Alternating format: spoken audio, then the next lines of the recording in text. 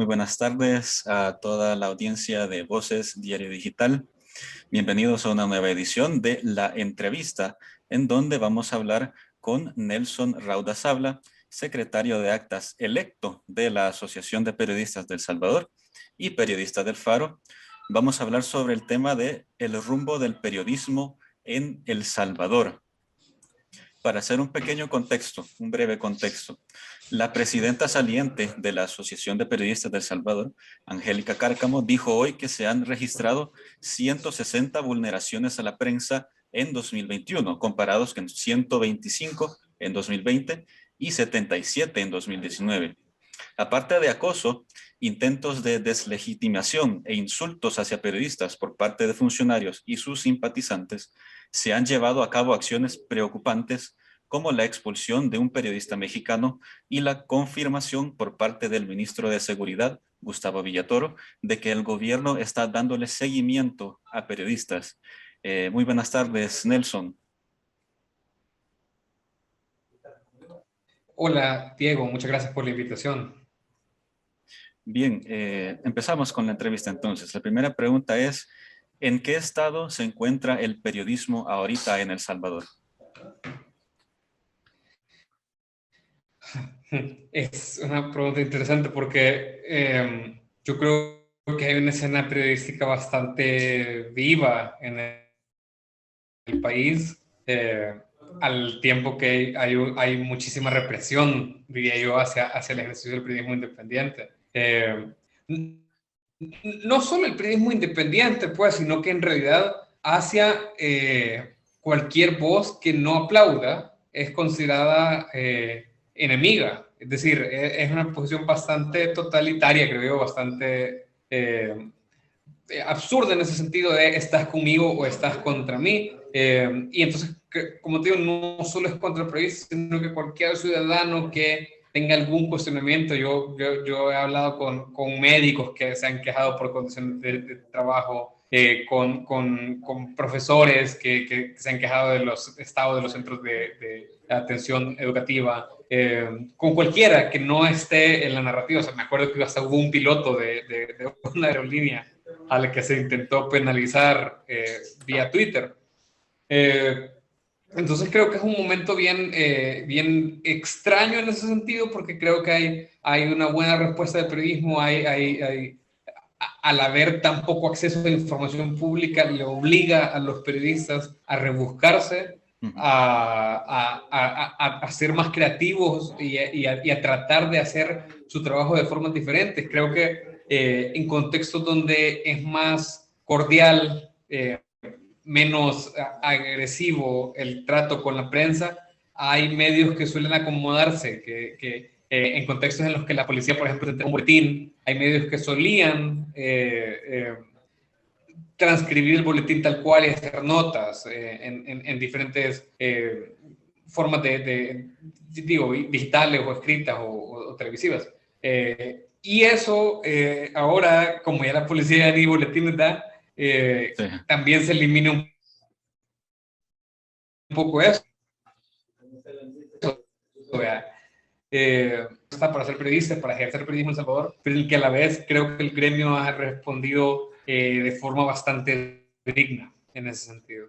En este caso, usted menciona que, o mencionaba, bueno, hoy ya no, dice que ya no dan boletines la policía, antes sí, mencionaba que habían medios que simplemente transcribían o simplemente decían lo que mencionaba el boletín. En este caso, entonces yo quiero preguntarle si en El Salvador usted opina que si se hace un buen periodismo, se hace un periodismo de calidad. Por supuesto que sí, sin ningún lugar a dudas, se hace un gran periodismo en El Salvador. Ahora, también se hace periodismo muy malo, malísimo, mediocre, pero hay periodismo excelente, hay grandes periodistas. Estamos ante una generación, creo yo, de los mejores periodistas del país, creo. O sea, no tengo temor a dudas y no tengo reparo en decirlo.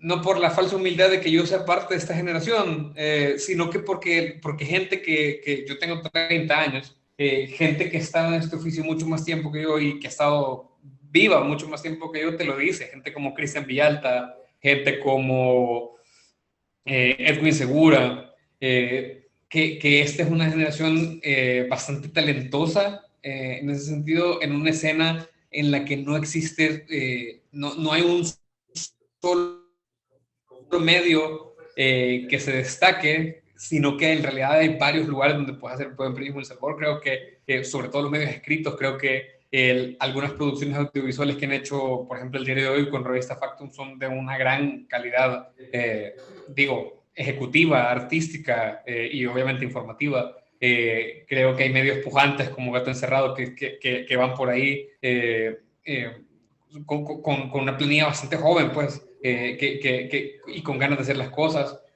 Indudablemente tengo que mencionar al medio donde yo trabajo, El Faro, que está tantas veces en el centro del huracán, Sí. pero que ha respondido a una enorme cantidad de ataques con buen periodismo y con más periodismo.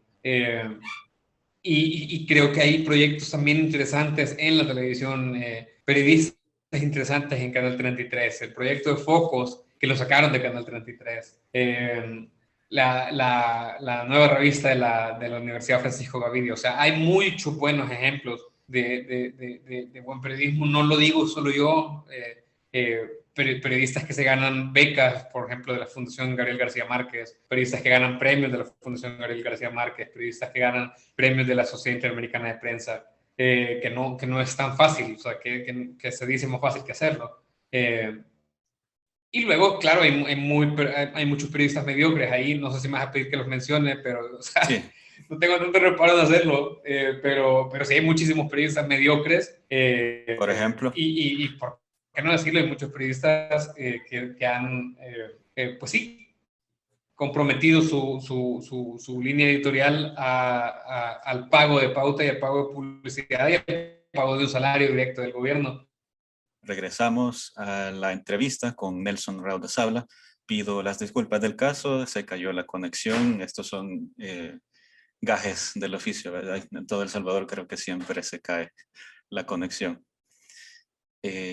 Bueno, seguimos con la pregunta de si hay buen periodismo. Usted dijo que sí, hay buen periodismo, hay periodismo excelente, que usted dice se ha ganado, digamos, se ganan becas como de la Fundación Gabo y distintos premios, como el Faro, que ha ganado distintos premios internacionales. Sin embargo, también mencionó que hay periodismo mediocre y periodismo malo. Yo quería saber qué periodistas y qué medios considera usted que son precisamente malos y mediocres. O sea que sí me vas a pedir nombres. Vaya, fíjate que yo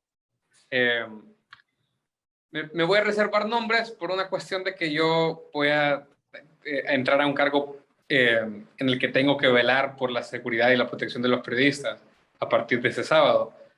Pero no lo voy a esconder. O sea, yo creo que los medios del gobierno están haciendo una labor horrible en términos de desinformación, en términos de activismo, en términos de propaganda, que es, no solo es antiperiodística, sino que es antiética, es directamente mentir. Y es un papel lamentable, siendo que muchos de ellos han estudiado periodismo, han ejercido carreras en medios más o menos serios. Y lo que están haciendo es francamente lamentable. Uh-huh. Yo creo que no solo eso, sino que también quisiera llamar la atención a gente a la que no podría nombrar, porque en realidad no lo sé, Uh-huh. que trabajan en todos estos medios digitales anónimos, que se ocupan. Alguien seguramente tiene que estar controlando esas cuentas de Twitter, de Facebook, alguien tendrá que redactar esas notas. Y yo o sea, creo que a la gente que ni modo, que le toca trabajar en medios como el blog, en medios como la página, o sea, de verdad me siento muy mal por estas personas, porque están sirviendo intereses oscuros. Desde el momento en que unas personas no firman su nota, significa que no te sentís orgulloso de lo que estás haciendo. Y sobre todo que no te haces responsable de lo que escribís. Y eso es una señal del periodismo. El periodismo es responsable de lo que escribe, de lo que acierta y de lo que falla, porque los periodistas fallamos, como todos, no, vamos. Entonces creo que sí, esa función no deja de ser un mea culpa, en el sentido de que los periodistas quizás hemos fallado o hemos fallado en explicarle a la gente más de qué se trata nuestro oficio, de qué se trata lo que hacemos.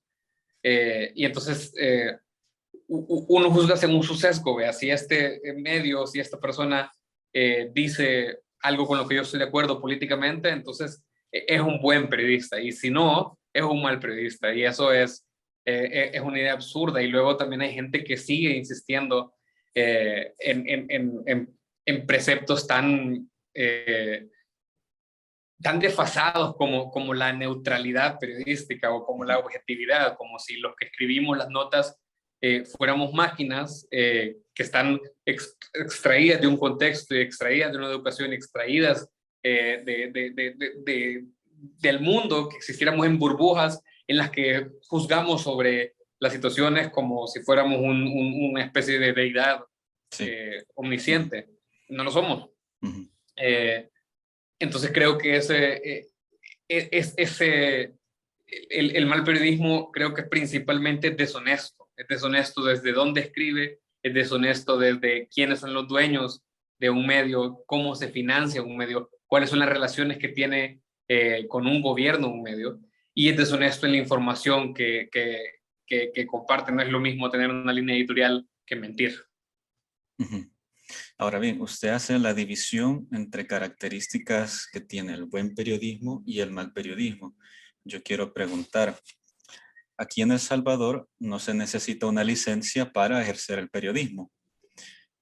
Por lo que vemos, digamos, a distintos youtubers, por ejemplo, José Valladares, José YouTuber. Los youtubers no son periodistas, si para ahí vas. Ah, sí, por ahí quiero preguntarle. ¿Usted considera que los youtubers son periodistas?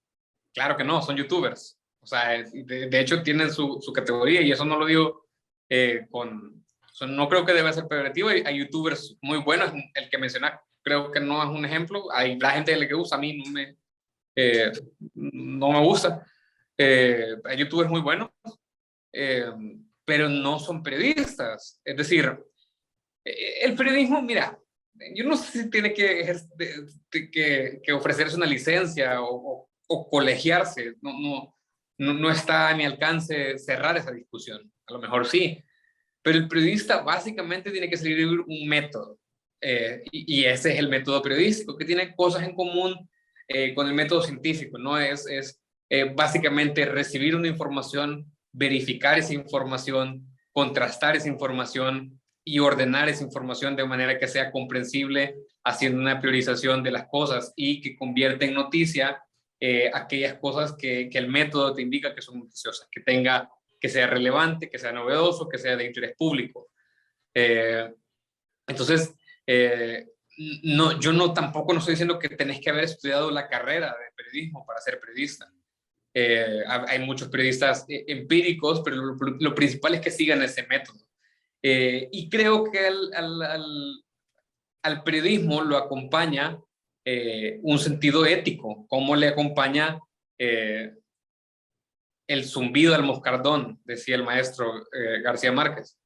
Entonces, esas son las herramientas clave del periodista, la ética y el método periodístico. Entonces, en ese sentido, los youtubers que se hicieron famosos, sobre todo esta red de youtubers que se hicieron famosos en la campaña política, ¿son periodistas? No, porque no están siguiendo un método, no están cuestionando a los entrevistados, están haciendo una labor política, de activismo político. Tan es así que te acreditó para cubrir las elecciones, no un medio, ni vos como periodista independiente, que el Tribunal Supremo Electoral te da la opción de hacer eso, sino que te acreditó el gobierno. Vaya, entonces no sos periodista si estás sirviéndole como herramienta de propaganda al gobierno. Eso no es periodismo.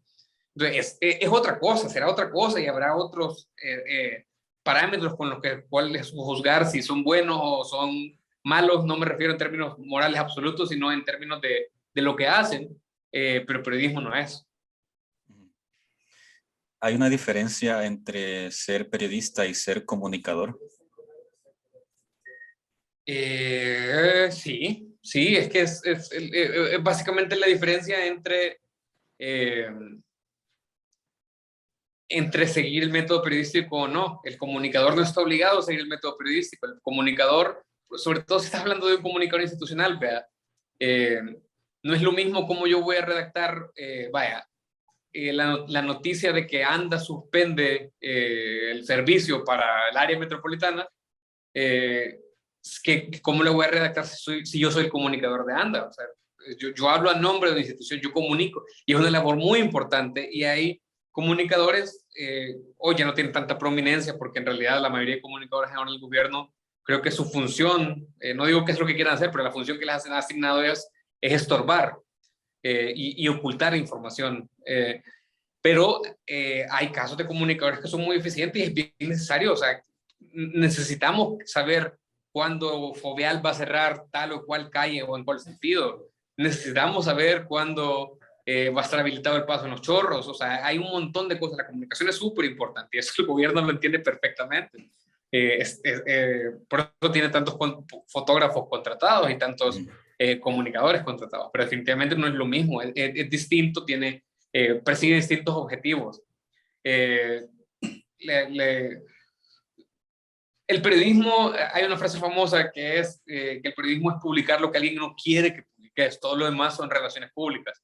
Y eso no es para satanizar las relaciones públicas son importantes, cumplen una función determinada, pero el periodismo persigue otros fines, y en realidad persigue unos fines, creo yo, que también son bastante nobles, que es, se debe al público. Idealmente, las instituciones públicas se deben al público, usualmente no es así, y entonces los comunicadores se deben a las instituciones públicas, y en cambio el periodismo tendría que deberse al público. Eso crea otros debates, porque no, pero a los periodistas nadie los quiere. Bueno, no significa que nos tengan que querer, significa que nosotros les vamos a dar información que ustedes quizás no quieren saber, pero que deberían saber, y que creemos que estamos convencidos de que es en el interés público que esta información se conozca.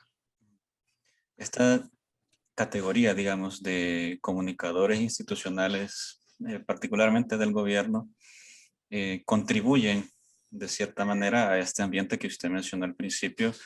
Es como un ambiente raro. Usted dijo ambiente raro en El Salvador en cuanto al periodismo. Entonces, le quería preguntar, ¿cuál debería ser entonces el rol de la población con el periodismo? Digamos, porque está el periodista, está el comunicador, pero ¿y en la población? Yo creo que la población, hay algo en lo que yo siempre insisto. Cuando la Constitución de la República, que ahora parece una pieza de museo porque a nadie parece importarle lo que dice, pero cuando la Constitución vigente dice que tenemos los salvadoreños libertad de prensa, no está hablando de un derecho que aplica exclusivamente a los periodistas. La libertad de prensa es para todos los salvadoreños, y entonces defender a los periodistas no es defender a 900, 1000, 1200 personas que trabajan en medios en El Salvador, es defender el derecho que tiene la ciudadanía de estar informada. Y entonces yo eso de verdad se lo digo a la gente. Miren, ahora toda la opinión pública, porque el gobierno y la presidencia es muy experta en manipular, en mover a la opinión pública a hablar de ciertos temas que ellos quieren que se hablen.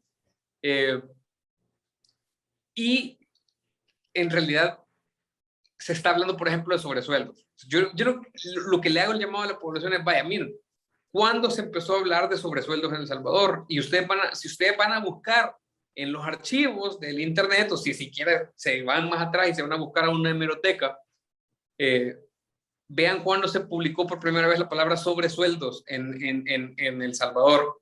Y yo me voy hasta, yo no sé si hay antecedentes previos, pero yo lo que tengo es el 2013, una nota que publicó El Faro que se llamaba Los sobresueldos ocultos del gabinete, que empezaba a hablar de sobresueldos en el gobierno del expresidente Mauricio Funes.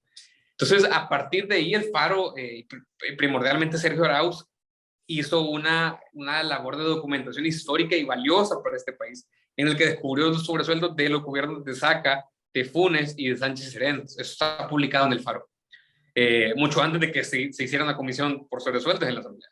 Entonces creo que yo lo que le digo a la población es miren de dónde venimos y miren cómo se han sabido los grandes casos de corrupción de los últimos 20 años. O sea, miren cuál fue el papel de los medios, por ejemplo, en la cobertura de el desfalco de ANDA de Carlos Perro. ¿Cuál fue? Pregúntase qué medio fue el que reveló cuál fue el destino de los fondos de Taiwán de Francisco Flores. En spoiler fue el Faro, que publicó una nota que se llamaba Así se repartieron los 10 millones de Taiwán. ¿Cómo se supo que había una tregua entre el gobierno de Mauricio Funes y las pandillas? Otra vez fue el Faro, vea. Y así cada medio creo que somos responsables de recordarle a la gente de dónde venimos y lo que hemos hecho.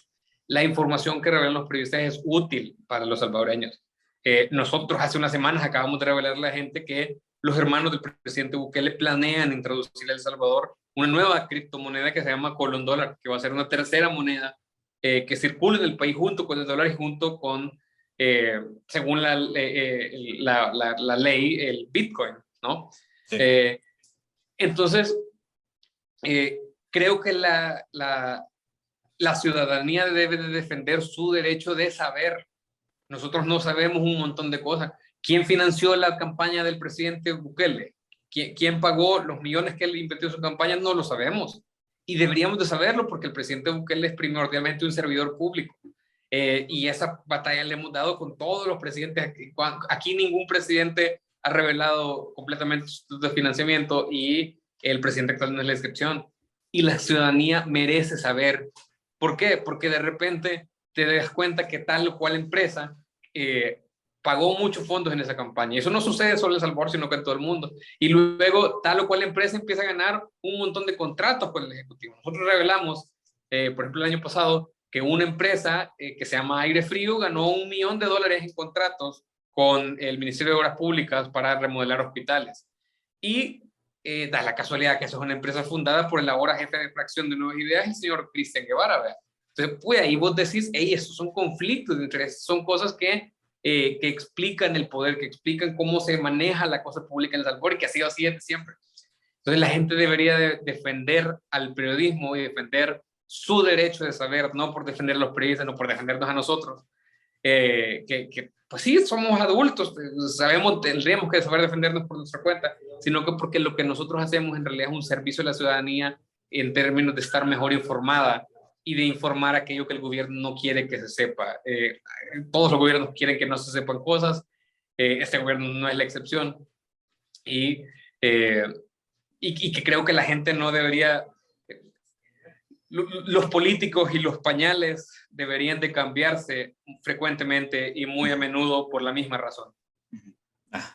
Ustedes, como nueva junta directiva de la APES, ¿tienen planificado difundir, no sé cómo decirle, los beneficios del periodismo, todo lo que usted acaba de decir, a la población para que la mayoría, porque quizás ahorita no es la mayoría, pero para que la mayoría empiece a reconocer que el periodismo es esencial para un país? Mira, esa tarea de concientizar no solo sobre la importancia del periodismo, no solo concierne a la APES, también involucra a cada uno de los medios de comunicación y ojalá que involucre al Ministerio de Educación, ¿verdad? Creo que no lo va a involucrar. En realidad, como APES, creo que el mayor reto que nosotros vamos a tener en el periodo por el que hemos sido electos, que es 2021-2022, es la protección de los periodistas. Estamos, como dice el presidente electo César Castro, estamos diseñando un mecanismo que nos permita, por ejemplo, sacar del país en 24 horas a los periodistas que corren riesgo inminente en el país. Estamos frente a un incremento de las agresiones contra periodistas, frente a policías que agreden a periodistas sin ninguna consecuencia, y frente a funcionarios que aplauden el hecho de que se agreda a los periodistas. Entonces, nuestra principal meta y el principal enfoque de esta gestión de la APES será sin duda defender a los periodistas y crear mecanismos para la defensa de los periodistas. Sin duda, una de las cosas que queremos es acercarnos a los periodistas locales, a los periodistas en los terrenos, me refiero fuera de San Salvador o lejos de San Salvador, y esa es la principal misión y como parte de eso creo que podemos hacer alguna labor de concientización, sobre todo a través de campañas, pero la APES tampoco tiene un presupuesto grandísimo y ese presupuesto será seguramente orientado a estas prioridades de las que te estoy hablando.